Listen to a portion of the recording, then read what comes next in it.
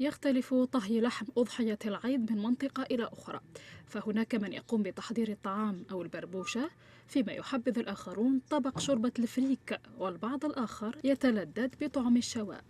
نروح نغرصاص أبو اعتيدا نحرق ثيخفت وتنبق ونكراس بحي زي نعناها عوين تدنا ويامان ودنا ويسبعان زرق ودنا رني قليل حشيشة زيزق ونسير دي سن مذبح.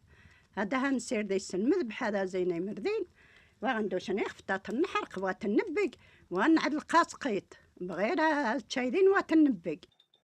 أما مذاق بوزلوف للخالة فالطومة يبقى الطبق المميز ولا بديل عنه في أول أيام العيد. واتنج العيد العيد مزوارو نبدا تفتح في السميت هاي مرة هنشتك ساطيد ثم واتشم تسير ثنانشني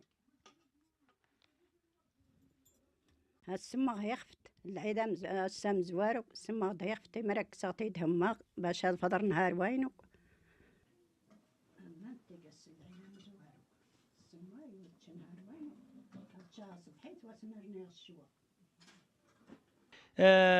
أصبحي تشنشني حاليا ذي مأدوبة غدا إذن يما فاطمة حتى يا هي كان بوزلوف ما يخفاش عليكم ما نشنشني السم زوار والعيد الوالدة دائما هتنكاره تبكار هتيك بوزلوف أول حاجة هتيقيث هتيك بوزلوف لأنه نتشني سقيت حقار يما أتبيتش السيس ومن عوايدنا ومن عاداتنا وتقاليد المنطقة هقارا ونسمى بوزلوف باش نوهد في السادة مشا سي سقيت.